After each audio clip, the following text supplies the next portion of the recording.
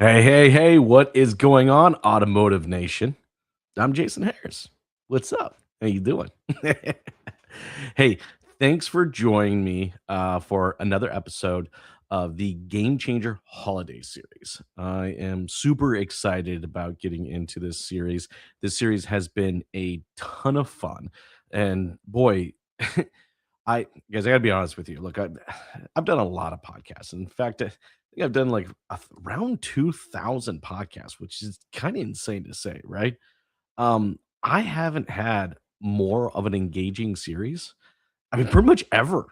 Outside of this one. I mean, you guys are loving this. The questions you guys have been asking, the time that you've been spending and consuming, the full holiday series has been absolutely phenomenal. And I really appreciate you taking the time to be here. You are a game changer because you've chose to be here. Okay, guys, today's conversation is one every dealer needs to hear as we head into 2026. Used car acquisition has become one of the biggest profit leaks in the dealership. And most operators are still relying on the most expensive source in the market, the auction, right?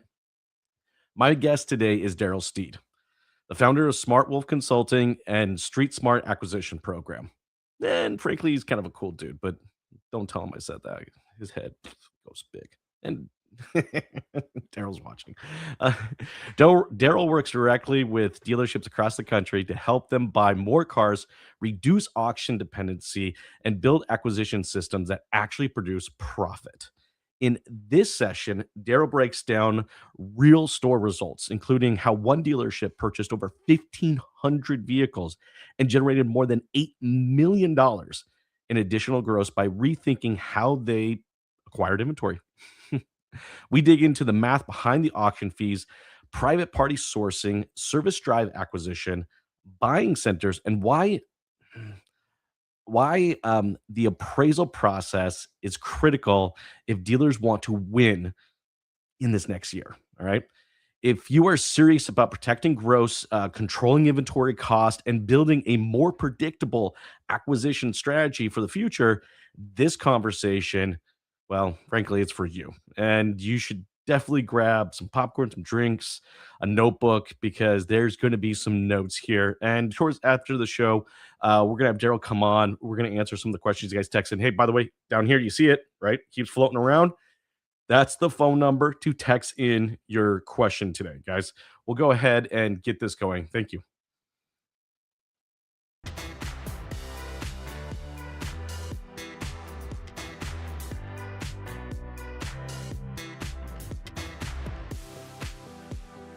Break free from the status quo. In 2024, 1,517 cars purchased. That generated $8.4 million in additional gross with an expense of $968,000. If we just reduced our imprint to the auction and you obtained cars from another source, you would actually save yourself $150,000 to $200,000 a year on 100 cars. When we have a trade appraisal into our store, they come in, hey, I'm looking at that car, and we have a trade appraisal, is that any different than them selling their car? It's not. If you decide to quit because it gets tough, you're never gonna win. Welcome to the Strategy with Jason podcast. Tune in for everything you need to know regarding the automotive industry. Here's your host, Jason Harris.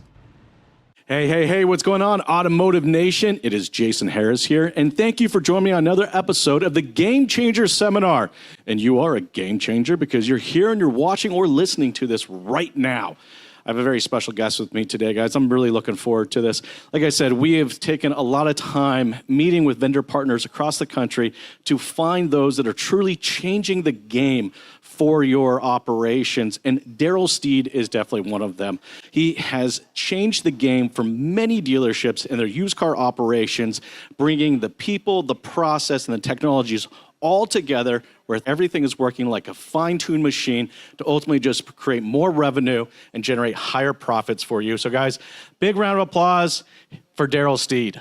Thank you guys, thank you. So you guys, as he said, Darrell Steed, I have SmartWolf Consulting and the Street Smarts Acquisition Program. And most of you guys know, or you guys have experienced that right now in acquisition, it's not easy. And used cars are expensive. And we're going to the auction, and it's become just a real issue with how do we procure these things and stay profitable. So as you guys will see, I am going to do a couple different things with you guys today. The first thing you're going to see is my deck, and it says break free from the status quo. My goal is for you guys today that you guys come away with at least 2 things that are going to help you. And if you're looking for more, you can contact me. But the first one is how we can make the auction a piece of our strategy, but no longer the only piece of our strategy, so that you guys can get profits back into your store. Now, we do this with street smarts. Now, some of you guys may have heard street smarts back when we were kids and everything else. You'd go to school, you'd get book smarts. You'd read all the books and everything else. And then when you took it out into practical application, you're like, I don't understand. None of this makes sense. Well, I went to school, I read all those books, I got a degree, and I don't use that degree because it didn't make sense. But what we learn in the streets is how we actually live in this world, how we react to these things, how we're proactive. And with acquisition, it's no different. We're taking the business that's out on the streets, your customers, and bringing it back into your store. Now, most of the time we want to talk about how we can help you. And we want to talk about all the problems. And then we want to give you solutions. I want to get right to it, and I want to talk about the results of clients that I have, because I know when you see this type of money that you guys would probably be asking a few more questions. So to start with this is one of the stores that we have. We've been doing this now for 5 years. We don't have the results for this year yet because we wait till the end of the year. But as you guys see this graph that's coming up, this is the Excel spreadsheet we pull out of their DMS after we purify it, so we take out all the expense. And you can see in October, we started tracking it. And then 2022, let's just throw that year out, okay? That was COVID, and in all fairness, if you were doing acquisition and you weren't making money, you should probably find a new job, okay? But then after the pandemic happened, we started seeing a fall off, right? And used car prices started losing value again because they weren't gaining value. And you'll see that though there was a fall off, they were still extremely profitable. I wanna highlight for you guys specifically that when we look at acquisition, okay, that we have to make sure that we're measuring the full circle. So that's one of the things we need to break the status quo on. The full circle is really simply put, we always like to, in the sales side of things, is saying front gross. How much money do we make on the front? And then we talk about the back, but we don't look at packs, we don't look at fixed operations that we bring into the store. And we need to look at that because every time we don't buy a car, every time we don't take in a trade, you can see this store right here would be costing themselves for last year $5,500. And the way that we measured this out, guys, is you'll see the gross numbers. Some of these are very, very huge. These numbers, and I want to make sure you guys understand this, in 2024, 1,517 cars purchased just from their buying center, just private party acquisition. We don't count their trade-ins. We just count those. That generated $8.4 million in additional gross, with an expense of $968,000. That expense was the tools, the people, the commissions, anything else that was associated with it. So by this person creating a buying center, yes, we're talking after 4 years, but they're putting a high amount of net profit return into their store. Now, as we go through this, I'll show that I can make that a little bigger, you guys can see it. Now the next one, because sometimes we sit there and say, okay, well, that's just one store. Well, this is a CDJR store, so you guys can see the exact same thing. Less cars, just as much gross, okay, that they're making on it. They decided they wanted to make more front gross. So what ended up happening, okay, they made a little bit more front gross. That kept them from buying a little bit more volume, but it still can be done, and they're still generating a large amount of money. Now, down below, I didn't mention it on the first one, but I will on this one. Down below, you'll see that the image are, if we went to the auction, assuming we could buy all these type of cars from the auction, you will see how much more we would have had to pay per car to get these from the auction, which would have then cost us an additional $1.6 million. So let's just stop there for a minute, you guys. And I'm gonna show you guys some math on this. And so I did this whiteboard specifically for this. And so I'm gonna come over here so you guys can see this, is when we think about the math of things, and we're gonna just take the numbers of today, guys. So the numbers of today is it cost approximately, okay, about $750, okay, to $900, okay, per car when we go to the auction for post-sale inspection, lane fees, and transport. Okay, so I want you guys to think about that. Let's just go on the high side of $900, right? Because it's only gonna be $750 if it's a cheaper car, and we're not buying a lot of cheap cars right now. If we buy 10 cars, simple math, $900 a car, $9,000. that we just paid in fees and transport. Then we have the undetermined factors of arbitration. Does the car need more in safety than what we thought? Then is it the right car? Does it have any cosmetic issues? Okay, well now we take this times 12, right? Because we're gonna say if we just did 10 cars a month from the auction, guys, and we did this for 12 months, okay, $108,000. And the reason I want everybody to see this is when you see it on a sheet, you're like, okay, that's what we're making, but what is it costing us? So what I come in and I'm showing you guys is if we just bought 10 cars from private party, third party leads, first party leads, social media, do we think we can do this for less than $108,000 a year, including a person and fees and everything else?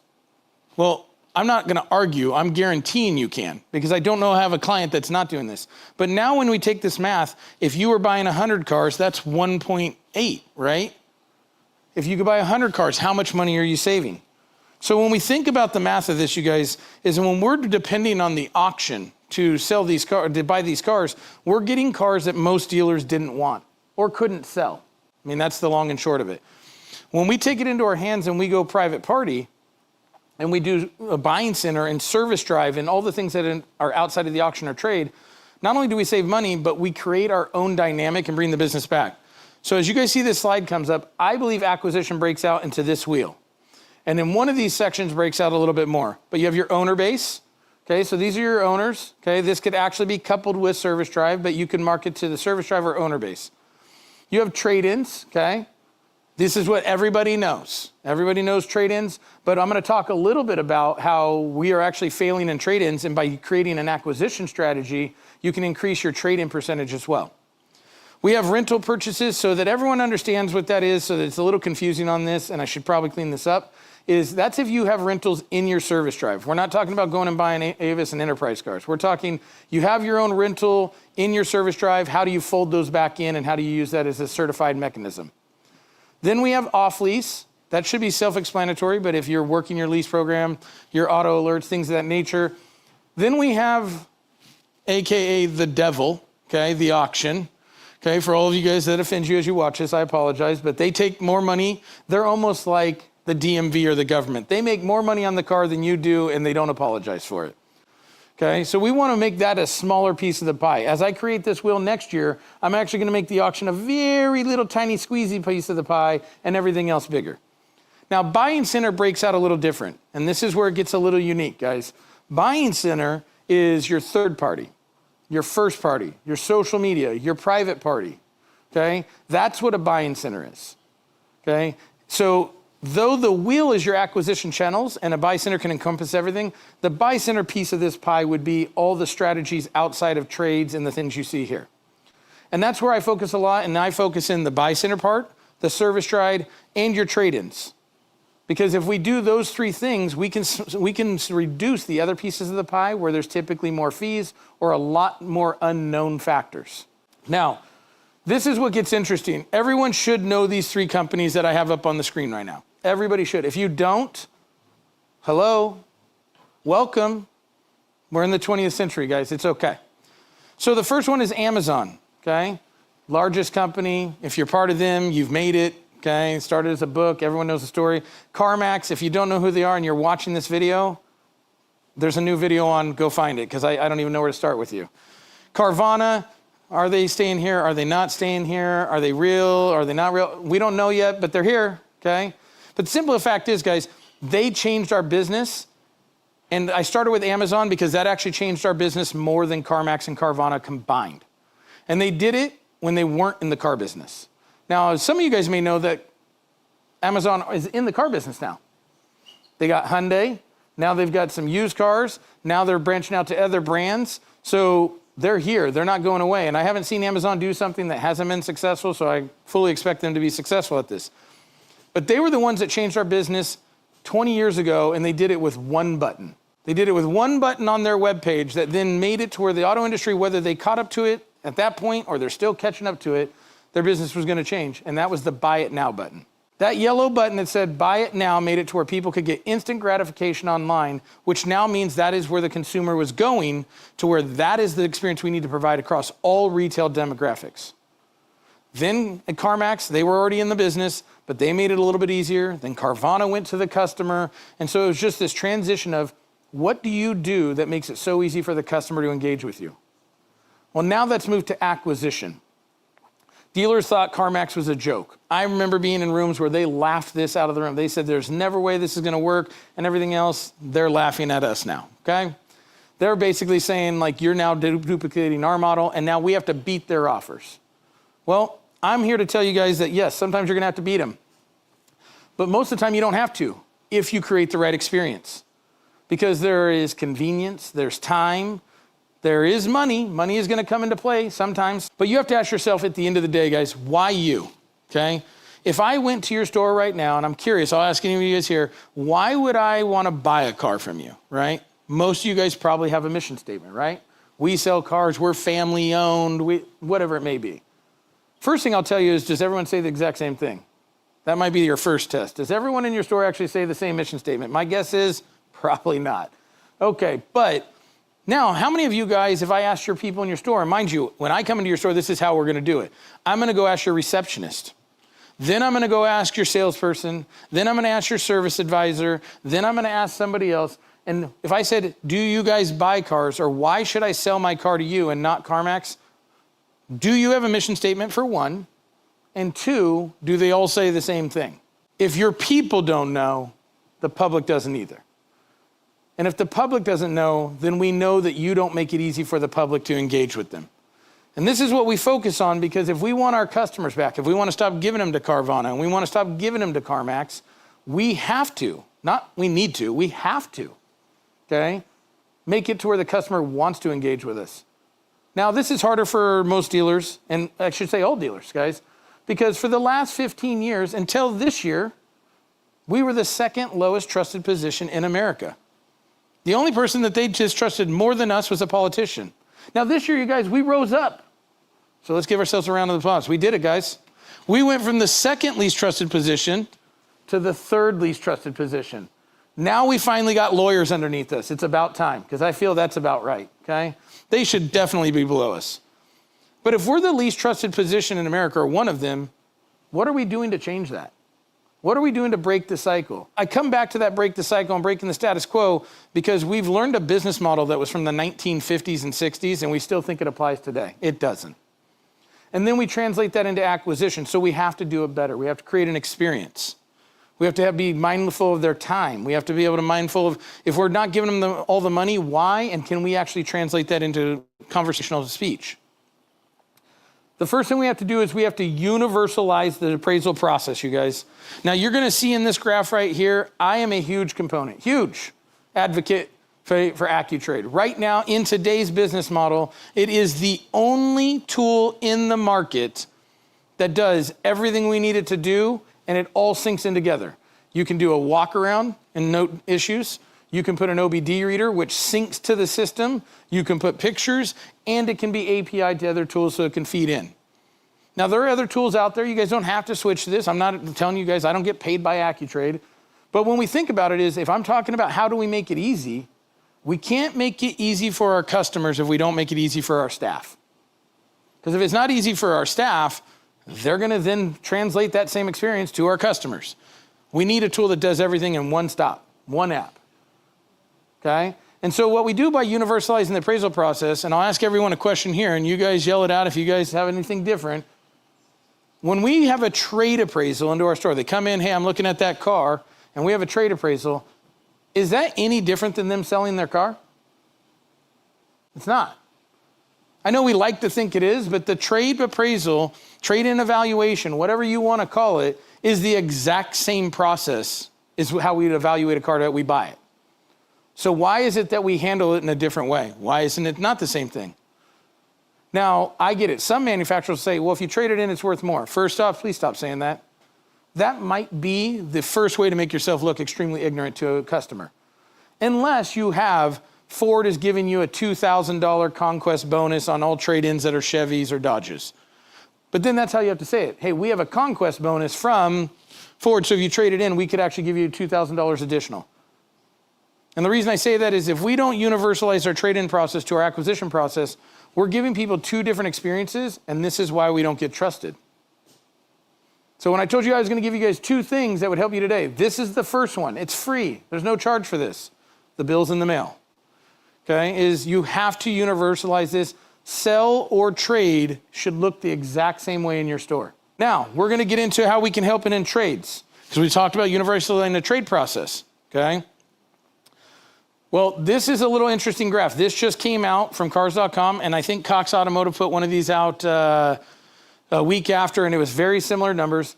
But look at the trade-in penetration. So when, if you're a new car franchise, when you take in a trade, you're taking in a trade 43% of the time. Sounds like it's a pretty cool number. Feels pretty big.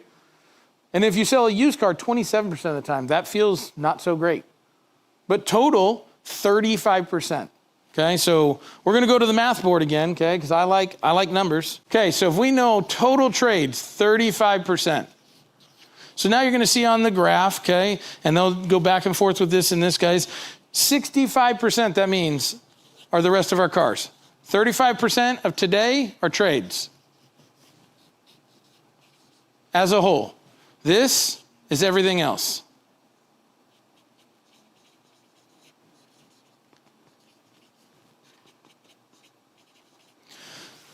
So when we think about that, 65% of every other inventory we get is from somewhere else. Now let's ask ourselves the question, right? And you'll see it on this graph as it pops up.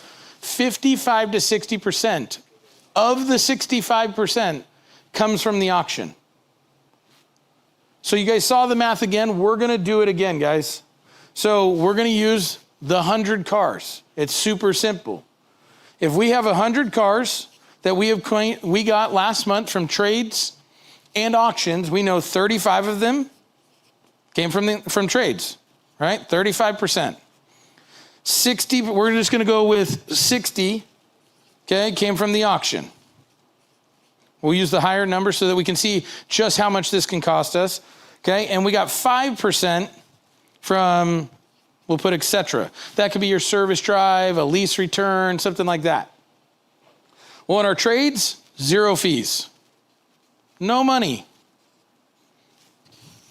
I want to circle that so everyone can see this. I really want to make sure we drive this home. When we got the 35 trades, there's no money involved in this, right? They're there. We know what it is. We've touched it. We know exactly what we're into this. The auction, we're going to use those same numbers last time. Everyone we bought, $900. So we're just going to use that as fees, transport, and everything else. Okay? So we have 900 in fees. And the 5 other, et cetera, that came from our store, came from private party, and everything else, these are also 0. 0 fees. Okay? So now, we're going to take those 60 cars, okay? We have $900 in fees. $54K. $54,000 on 100 cars we spend buying cars from the auction. Now, if we need the quick math lesson, you guys can all do this. Actually, I want you to take a second. I want you to take 54, why you guys are watching this, okay? Why you guys are in here, and I want you guys to go ahead and times that by 12 and tell me what you guys come up with. Hopefully, if you did the math right, you came up with over $500,000, okay? Let's hope that's what you guys came up with. If you didn't, do the math again, okay? Because it should have come up into the $630,000 range, okay? Now, why is this interesting? If we just reduced our imprint to the auction by 20%, I'm not telling you get rid of the auction. I think that we'd be doing a little too much, right? In time, maybe, but you have to slowly wean yourself off of that. But if we just did it by 20% and you obtained cars from another source, you would actually save yourself, okay, $150,000 to $200,000 a year on 100 cars, okay, or 60 cars of attainment. And because you're not spending those fees, you'd be more profitable because the cars you get on trade-ins, based on the data that you can find out there, whether you get it from David Spizak, Cox Automotive, cars.com, is that you make about $1,800 to $2,000 more on a trade-in than you do from any other source. So not only you'd save 150K by just reducing it by 20%, you'd end up making more money. Now, I don't know if you guys are okay with where you're at and you don't want to make more money. Believe it or not, I've actually run into a store where they said, we don't want to change anything. We're good. We know what our expense structure is. We don't want to make any more. We don't want to make any less. If that's you, I get it. But in a world where we want to make more money, we want to do better, and we need to make more money, this is a clear path on how to do it. So before we jump into this next one, are there any questions, right? As you guys jump into this, are there any questions about how this, when we look at the math, why private party acquisition and why acquisition outside of the auction is a much clearer path and more profitable path for you than what we're doing today? And if you're watching live, guys, please go ahead and throw in a question. We want to make sure we answer those for you. Now, the next thing we're going to jump into, you guys, is the service drive. Now, this has become all the buzz. This year, man, I've heard nothing but like, you should get into your service drive, get in your service drive, get in your service drive. I'm going to be the voice of reason, which isn't typically my speed, but you know what? Someone has to do it, so it might as well be me, okay? First thing is, guys, service drive is the single hardest thing you can do in your store. It's harder than private party. It's harder than third party. It's harder than first party, harder than selling cars, and this is why. Your service advisor is the most trusted person in your store. They advise people based on a mechanic who has a certification on how to work on cars, and then they advise them on what they need. So they're trusted because they're not really selling anything, they're advising. Now what we're attempting to do is we're attempting to then fuse a piece of sales into service, and then it becomes salesy, and so it disjoints that trust. So if you're gonna do service drive, you guys will see on this map right here, you wanna know how many ROs you write that are customer pay and warranty work, so that not used car department, just the stuff that's for customer warranty. And then you have to have the algorithm, which you'll see right here is, what are we gonna look at each month? Which should be 15% of every customer pay or warranty RO is what you should be evaluating. And then you're gonna track it. And then of the 15% of the ones you put numbers on, you should be acquiring 20% of those on the high side, okay? When you do that, if you did 15% of the ROs and you acquired 20%, that would put you in the 3% range, which would make you one of the most successful service drives in America. So if you only acquired 14% of the 15%, that's okay. Then you're at like 1%. It's still, you're doing it. Where the difference comes in, guys, and what I focus on and what we train in the stores that have actually implemented this have had a lot of success is, we have to just want to buy their car. Trying to insulate upgrade and trying to insulate the sales process becomes disjointed because now we take them out of the service funnel into sales. It needs to be an option, a service. And we also need to understand that we have to have grace and patience, because this is not something someone's gonna walk in and just say, yep, I wanna do it.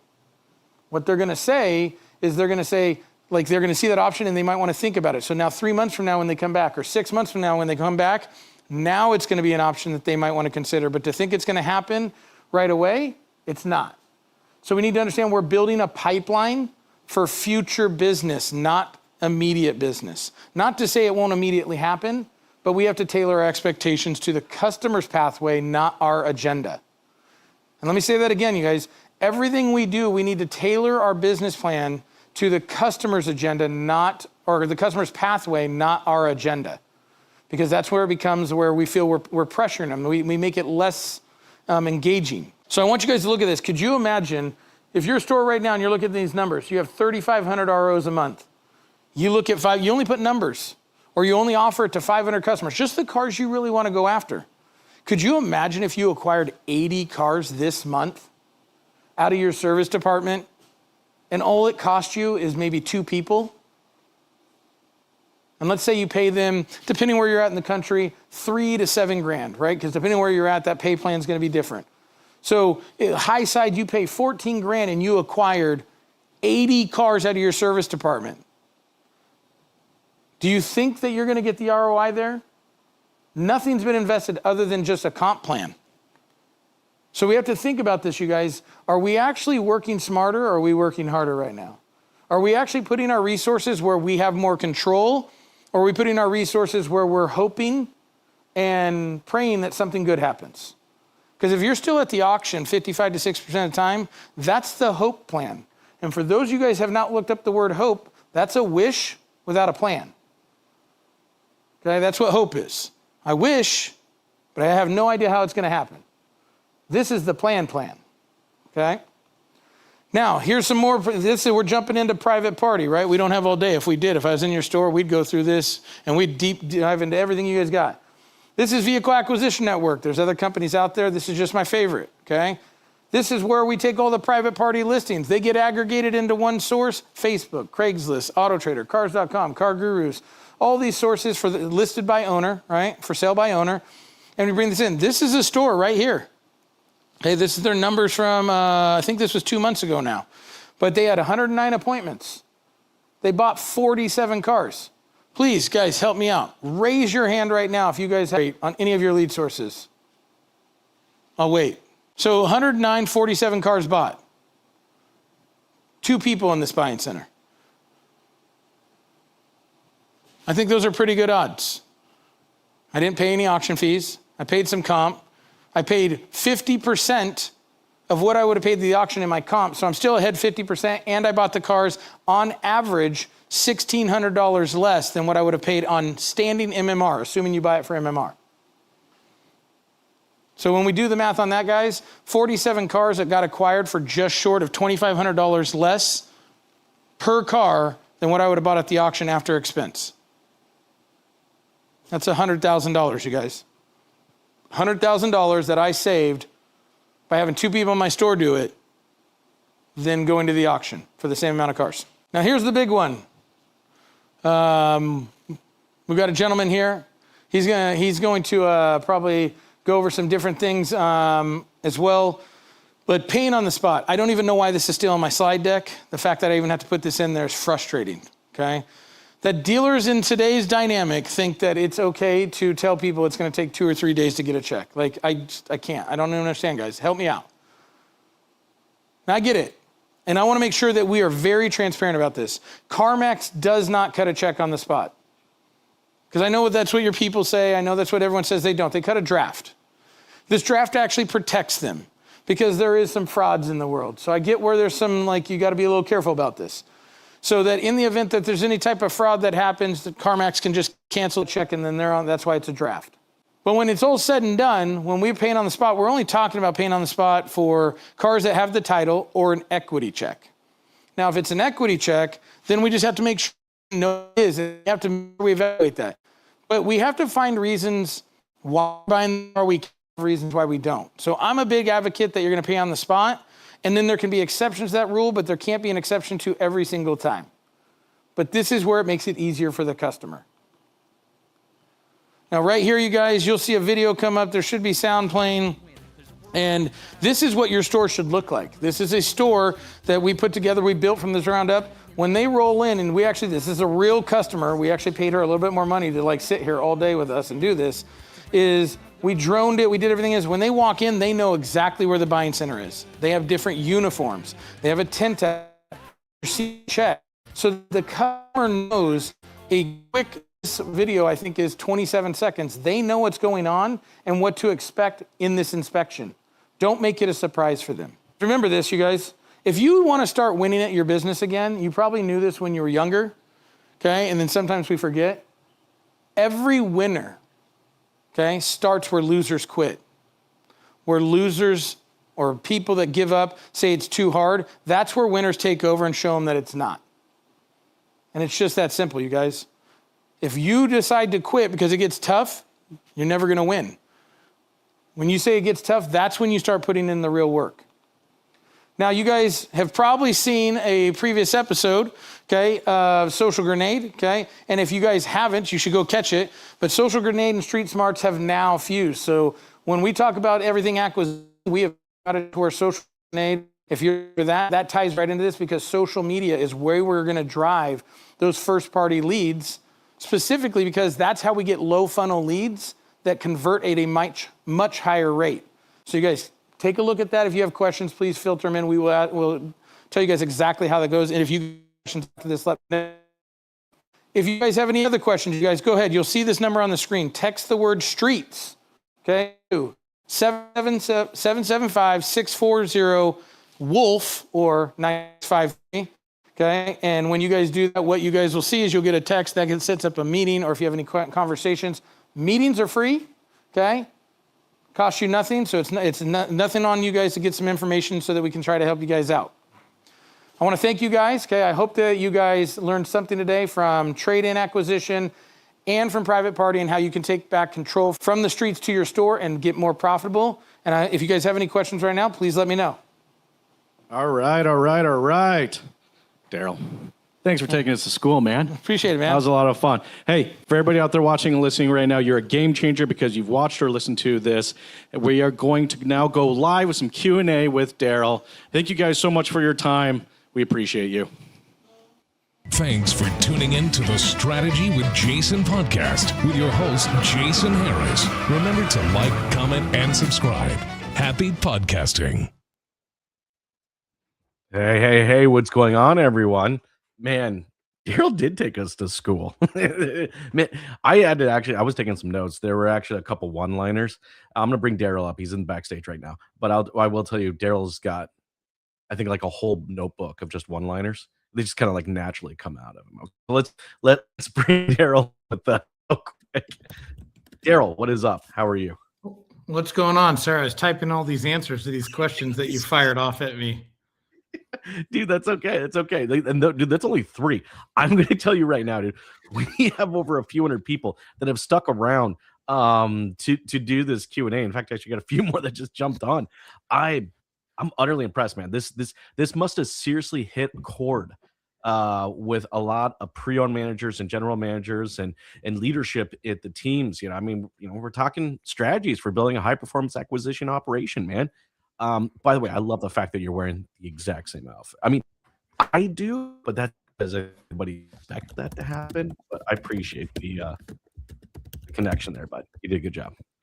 Hey man, I wanted to make sure that we went from where we were to right where I am, right? Like keep it classy, Yeah. So with questions, first things first, thank you again for the opportunity. It was great.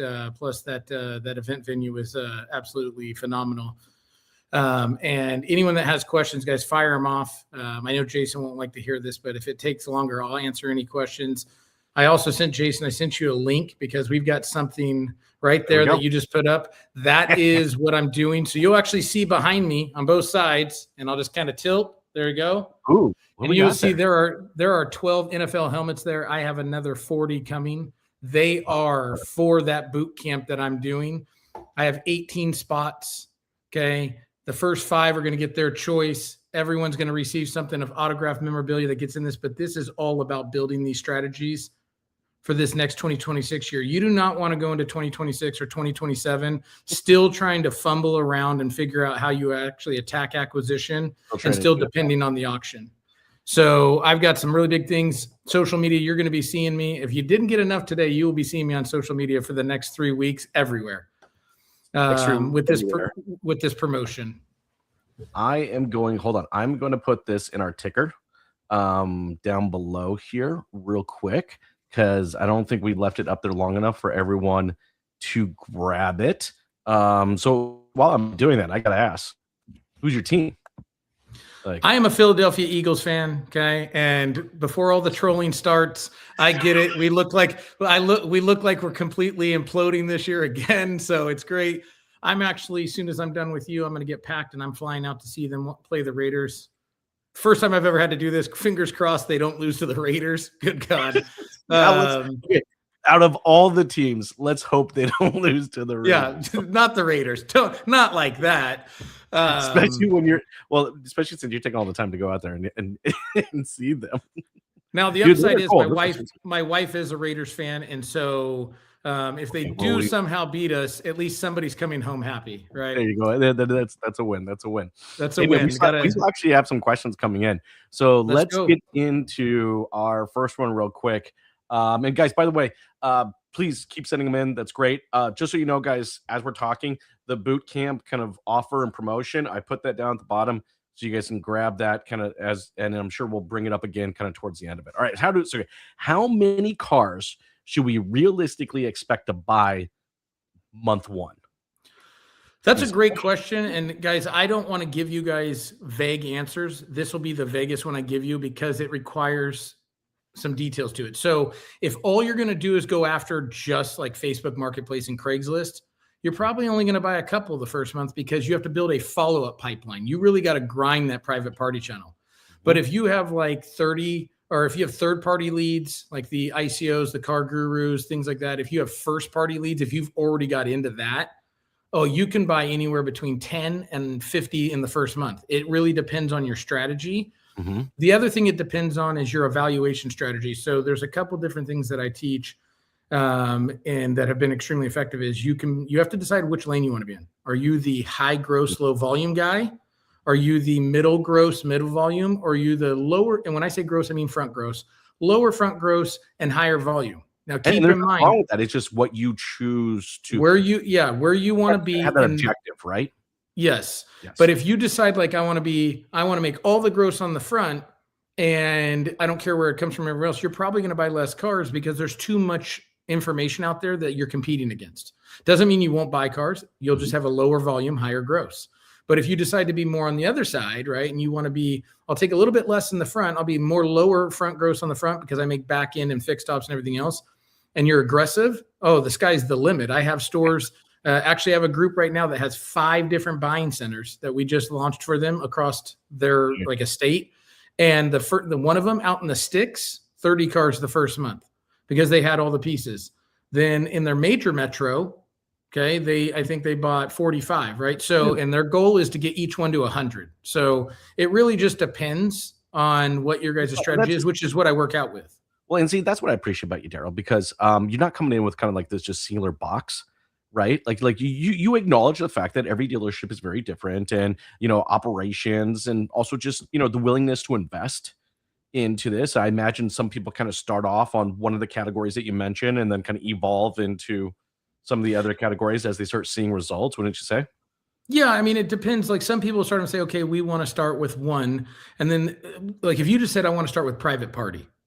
Most of the time you'll see, man, we're just not getting enough. Well, that's a hard road to hoe. Like, I mean, you really got to be aggressive. So if you just start off with that and you're good getting 5 to 10 cars a month, right? And we're talking just Facebook Marketplace and maybe some Craigslist. That's huge. I mean, even 5 to 10 cars for a lot of people out there watching and listening right now is still a big deal. It could be what you need. But if you say, man, I need to get to 30, 40, 50, 60, or like a group that I just took on as a client that says they want to do for their group 200 plus, okay, there's different strategies. And I would never tell anyone, advise, coach, or anything to just go do it all at once. Let's get one thing, then the next. Like it has to be a crawl, walk, run approach. Otherwise, what happens, like anything else in the automotive industry, we throw it at you, we fire hose you, and then you might get 10% of it retained. There's so much moving pieces that you have to do this the right way. Well, and I think for everybody out there watching, listening out there, is like, look, guys, this isn't an easy button. There is some serious money here, and you heard some of the examples that Darrell had just in his session. I mean, we're not talking small change here, right? But it takes intentional investment of not time and money. But when done right, man, you have a lot of great examples of that. Okay, all right. I see people text. Okay. Let's get to the next one here. I like this one because this is probably one of the questions I actually probably would have asked you, Darrell, back when I had my dealership, right? Is this going to slow down my sales floor? It would have been a big concern right out of the gate. I would have asked you that pretty quick. What do you say to that? Yes and no. If you want your salespeople to do this in addition to sales, I will probably be the only honest one without you out there. Yes, it will slow your sales floor down. Mm-hmm. 2 reasons why. First one is salespeople sell stuff. They don't know how to buy it. And the reason we know that is because they mess up the trade 90% of the time that they do it, because we don't do a lot of training there.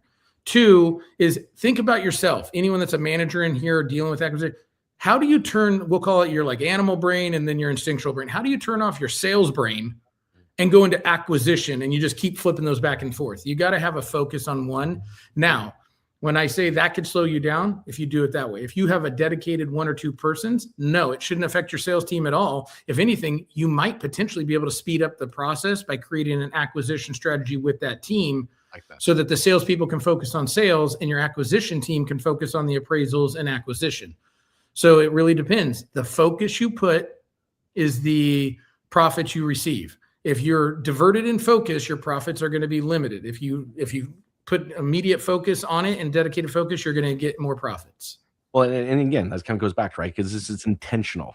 I think for a lot of people out there, they say, well, we do this. You don't do it intentionally. All right. You do this because it was a good idea. Maybe you put up a sign somewhere, maybe even put up a desk in a certain area of the dealership, and maybe everyone's got to rotate and take a couple hour turn at that desk or something like that. Sure. That's a good idea. What Darrell's talking about here is a full-fledged strategy. All right, that if well executed and committed to and being intentional about, you're going to see some serious results. All right, let's get into this next one because I like this. How do we keep appraisal numbers consistent across managers? I'm not sure what he meant by across managers, but I do understand keeping appraisal numbers consistent. Go ahead.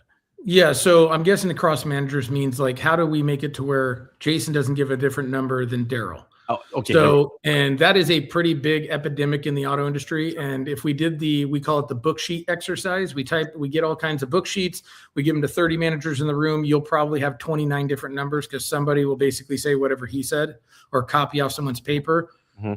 I will tell you, I don't know if this is a guaranteed fixed. I will tell you everywhere that I've implemented this is ramped down and increased profitability 10x. Mm-hmm. I'm a big component of AccuTrade. They don't pay me. They should. So if you guys are seeing this AccuTrade, you should definitely pay me. Yes, but AccuTrade, if you're out there watching right now, you need to pay Darrell. Okay. But AccuTrade is the only tool that does everything. Now, you can use vAuto, you can use VinQ, you can use those tools. It's just they're disjointed and bringing everything together so that the process is simple. Yes. But they can be done. But at the end of the day, you have to use a third-party validation system to be the first number. So, for instance, I'm going to speak to AccuTrade because it's the easiest one that if people see it is they have 4 values, right? They'll have their instant offer, their auction or trade auction, their retail offer, and then some other third-party valuation. Their instant offer is a very safe number for you. Okay, it's a safe number. It's almost like KBB instant cash offer. You'll never actually give it back to them for that because you can make money on it. But if that's where the number starts based on the relativity, how did you find $4,000 more in this car? It now holds managers accountable to where are you coming up with this number? And you can't just go to MMR or I think and I feel. These are 2 words in the English language that do not belong in the sales department. 100%. Is I think I feel, yeah, you're fired. Right? Is I need data to back up your decision. Now, if you say the instant offer, KBB ICO, AccuTrade's instant offer, whatever it is $20K. And you're like this, based on what I'm seeing them sell for, I believe to us, our store, we can push up to 22. That's great. But then you need to go and measure, did you make the right decision? So you need to do a coroner's report when that car sells so that you're feeding back information in a positive way so that they can get sharper with their decisions rather than penalizing them and then haranguing them for like, wow, you really like messed up on that one. No, you just go like this. Hey guys, on this one, you thought like you looked at it, you thought the data produced that we could go $2,000 more. We ended up breaking even on that. So actually that 20 was the right number. So let's make sure we're just paying attention to that. Just needs to be a conversation so that we're feeding back the information to make them better. Well, and I think for everybody out there watching and listening, you're getting kind of some, or you're at least seeing some patterns here, right? This is a people, a process, and a technology play here, right? Yep. All of them kind of need to be coexisting with each other, kind of working side by side to ultimately kind of execute here. But like I think for any dealership out there, I always tell everyone that we do need to have process checks meetings where we really kind of come in and it's just a simple question: is this working? Do we need to modify? And what data is telling us that this is or isn't working? There's nothing wrong with that at all. But I think too often we get into a process and we build the process for us, the dealership. You really got to build the process for the customer. And you mentioned that a few times actually during your session. Yes. Like, you got to do it for the customer. And you do it for the customer, you're going to win. Like, I know we're going to get deeper down that rabbit hole, but you know me, I like finding rabbit holes. I like this one. Here's one that we just got. And I have a feeling maybe this is a little personable. Like maybe they just recently dealt with it. And your dogs think that this is a good one too. So here we go. Yeah, he didn't like that one either. He didn't like this one either.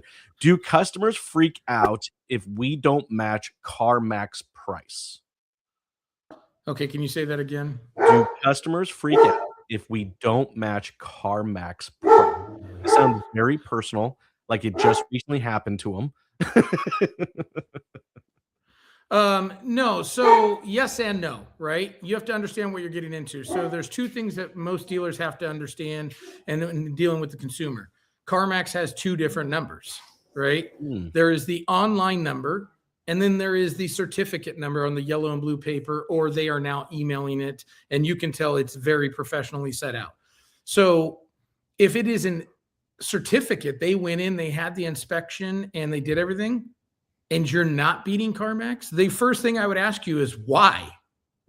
I like They that. looked at the car, they did a tires on inspection, they did a frame check, they did all those things. And by the way, they sell more cars than most dealers do in their area. So they're doing a pretty good job. Is why would you not want that for 100, 200, 300 bucks more? I mean, now if they're saying they want 1,000 more, you have to decide what you're doing. Now, if it's an online offer, this is where training and adaptability come in, is if you guys are getting into arguments and you're creating stoppages in the conversation flow, Which because sounds like you don't know how happening at this dealership. yeah, so that you don't know how to converse with the customer to educate them and then show them an easier path so that they don't have inconvenience. Well, then you put yourself in that position. So if someone says, I got a CarMax offer, I'd be like, this, great. Did you do it online?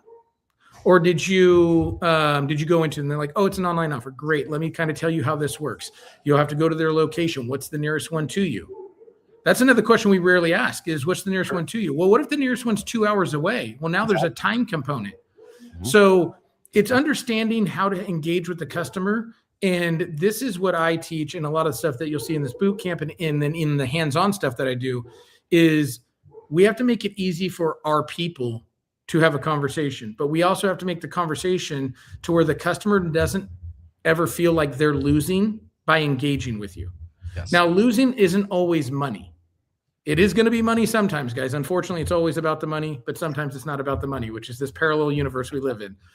But we need to be able to make sure that we're engaging with customers and educating the moment a price objection comes up, and then realigning their expectations to what they can do to save them time, convenience, and service. 100%. And I think that's part of the experience, right? Because Experience is the biggest one.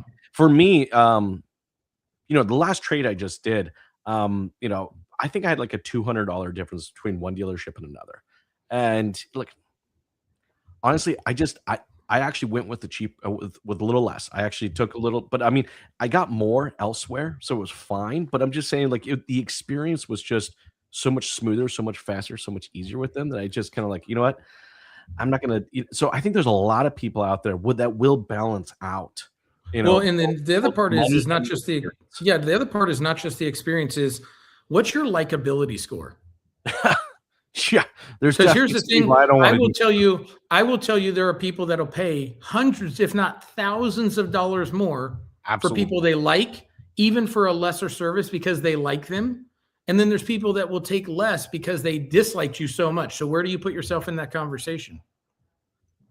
100%. Hey, I got this one. This is a good one. And it's kind of about the boot camp a little bit, I imagine. I think this is what they're quite. How long does it take to train someone to do this right? Boy, that's not a soup. That's not a soup question, is it? Okay. They're hitting you hard with some good ones. To give you this answer the best way I can without taking an hour to explain this is to get them to be able to do it and put values on it to where you can let them go by themselves. So we're talking someone with no experience to where they can literally self-sustain and you give them an open checkbook to your store. I would honestly say it's going to take you about 2 years. Now, the reason I say that is you're going to give someone an open checkbook to evaluate any and all vehicles. That takes time because they need reps. Yeah. Now, with that being said, and what the boot camp's designed to do is it's a 52-week boot camp. You're not going to go to every session, I wouldn't imagine, because you might be like, I don't do that in my store. So you don't need that as part of it. Within 12 months, you should be able to do everything other than hang values all the time. They should be able to hang some values because they've seen enough of those cars. But there's going to need to be someone as a backstop or an authenticator of like, I think it's this, or based on the data, I've come up with this number. Am I close? Am I right? Because you need that feedback. Are you making the right decisions or the wrong decisions? So the stores that I worked with, we'll call it the crown jewel. Within 2 years, they were an $8 million gross revenue from the buying center. 4 of their 5 buyers, the only time I was looking at a number was when it was a weird car, because they would be able to hang a number based on seeing the things, and they had a 95% accuracy rate. Dang. But it took 2 years. Now, the new people, obviously, we didn't let them go. We let them go as they got better. So like when we do these boot camps and when we do these training things or these hands-on things, is first we do process and foundation. We've got to lock that in. Yep. Then we do getting the branding out there. We've got to build the brand to get people coming into us. Then once we get comfortable with that, 6 to 8 months down the road, now we start like, okay, I want you to look at this car. Like, we're going to put values on them still, but we want to start having them put it and say, okay, where'd you come up with this? What's the exit strategy? And start then teaching that piece of it. Because we've got to get the foundation, the process, and the brand built before we start giving our checkbook to everybody. No, 100%. And I like the analogy of reps, because you're right. I mean, in fact, I was trying to think what the best way to explain was, and you just like nailed it. You're like, boom, that's what it is. Because it really is. It's one of those places in our business that still it just requires just kind of like just you got to do it. You got to put the reps in. You got to put the time in. To get to a point where, yes, you always want to be making a decision from a perspective of data, but you really got to know your dealership. You got to know what you guys are capable of doing and what you guys can handle. Not only that is, does your dealer have a wholesale strategy or a retail strategy or both? If you're only looking for retail, that's going to change how you do things and what they would need to learn. 100%. If you go full gamut and buy everything, that is a much wider array of things that you need to understand. So again, it depends on your strategy moving forward with it. I like that. All right, here's another one for you. Is this just another buying center pitch, or does it actually work? Wow, man, you are getting some toasty ones. Okay, dude. All right, we got fire. I like this. Whoever that is, man, we give them the question of the day award. Here's the thing: I have not pitched building buying centers acquisition outside of social media or referrals. You won't hear me cold calling you ever.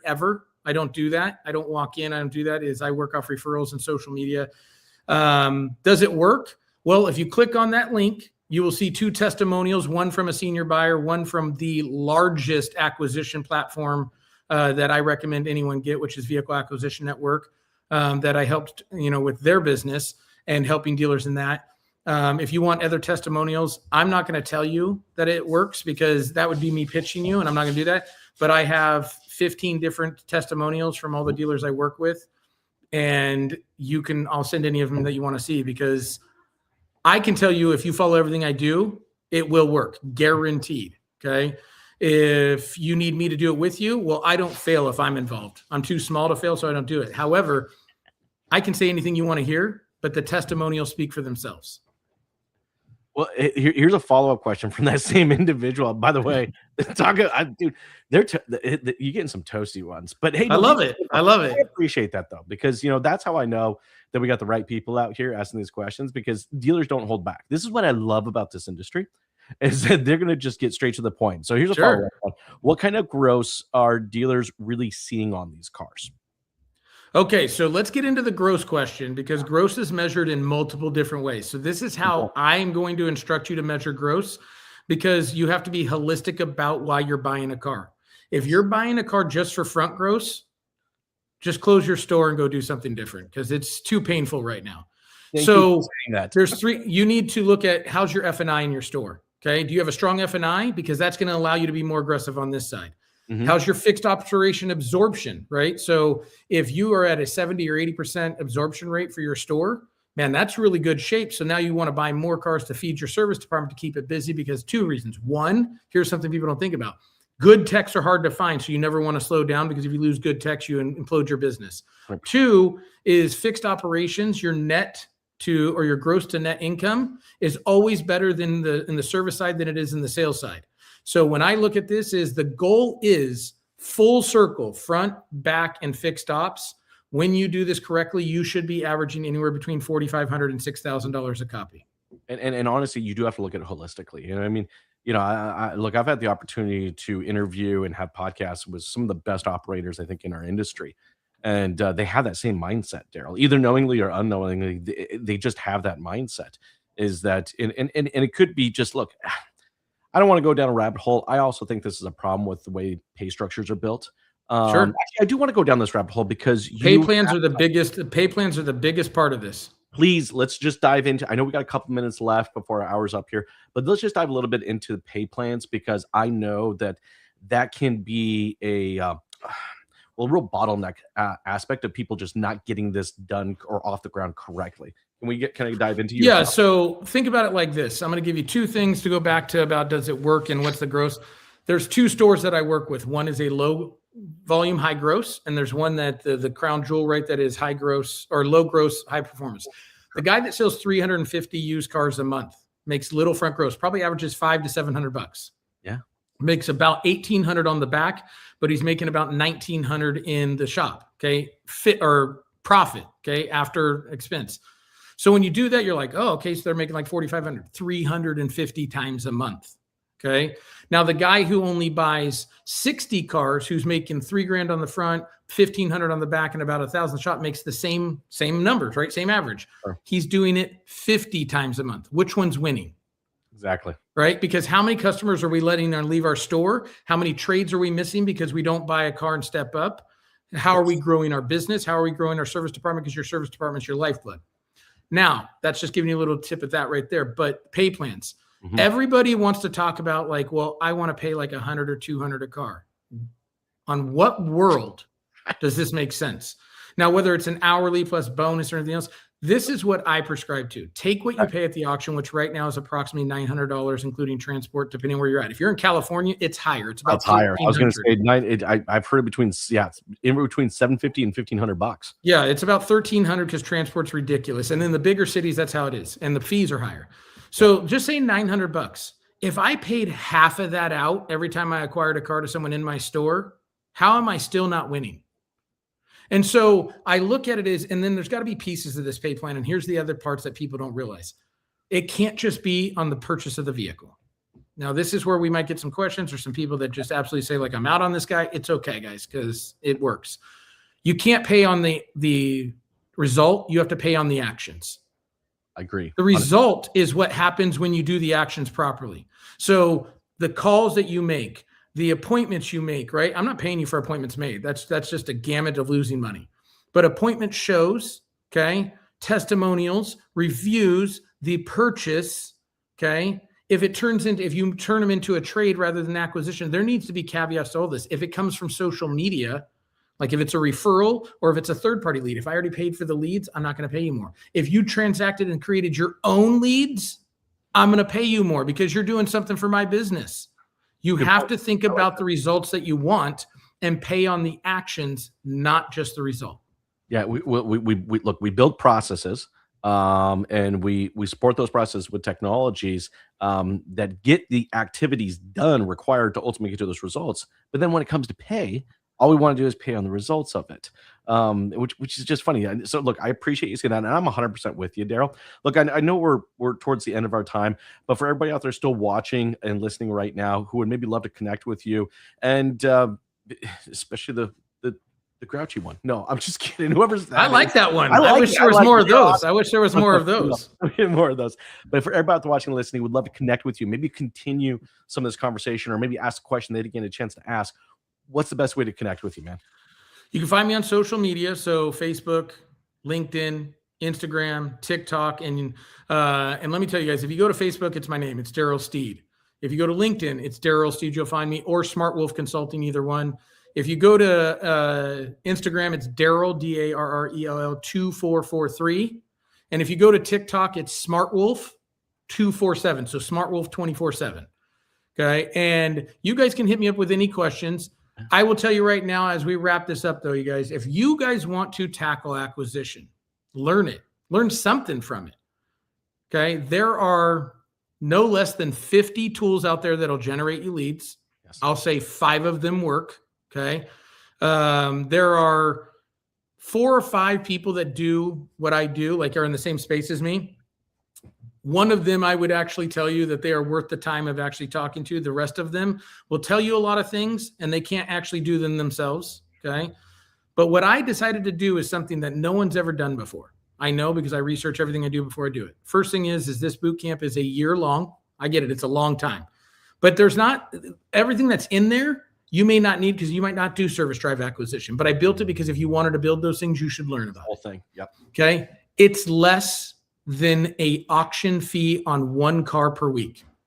There you go. So it's $228 a week, which is less than what you pay on an average auction fee in America per week, less than $1,000 a month, which there is not a thing out there you can learn acquisition for under $1,000. Nope.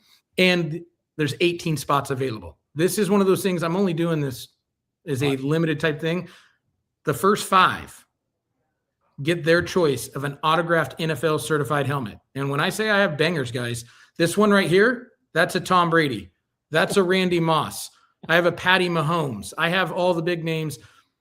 And who knows? I might extend it past the first 5. We'll see what happens. All you have to do is go to that. You type your name in. I make a call to you. We set it up. Those you guys, here's where the money comes in. I like to save people money. So I made the most affordable, valuable thing you can do in 2026, and I'm releasing it. But you want to save more money? If you do it this year, you pay it in full, you're going to get an additional discount so you can take the expense into 2025 and have no expenses for 2026 to learn how to get better.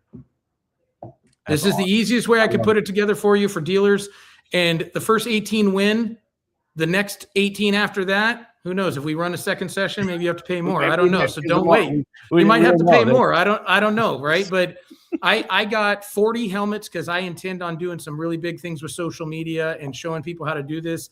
I created something to where we have now piloted this and did this with 9 different clients this last year, and then made it to where we can make it serviceable each week. So they're micro lessons, and every single client got a 10% boost in what they were doing if they were already doing stuff. And the ones that started out went from 0, and I do not have a client doing less than 80 cars a month now. Dude, that's huge. That's absolutely huge. So if you there's no more excuses, guys, because it ain't $5,000, it ain't $10,000, it ain't $20,000 a month. It's less than $1,000 a month. And in all fairness, dealers, okay, you're going to waste $1,000 a month on 3 to 4 things that you never even knew you had. Absolutely. Dude, look, I think everybody out there watching, listening, you definitely need to check out the website. Look, Darrell's a real deal. I've known Darrell for a long time. We've had a blast having these conversations and really getting into the thick of it. Hey, for everybody out there watching and listening right now, we appreciate you. You're a game changer because you watched this and you showed up and you're actually committing to wanting to better your business. And I love everything about that. Hey, one of the biggest compliments you can give us as content creators is share the show. It means so much to us when you share the show. Look, I know you're not going to like, you probably won't hit the subscribe button. I get it, whatever, it's fine. But when you share the show, it really tells us that you appreciate what we do. So if you got a friend or a colleague or a manager that needs to see some part of today's conversation, share the show. It means a lot. Hey, Darrell, thank you so much for taking the time to jam with me today. For everybody out there watching and listening, we appreciate you. Thank you. You guys have a great day.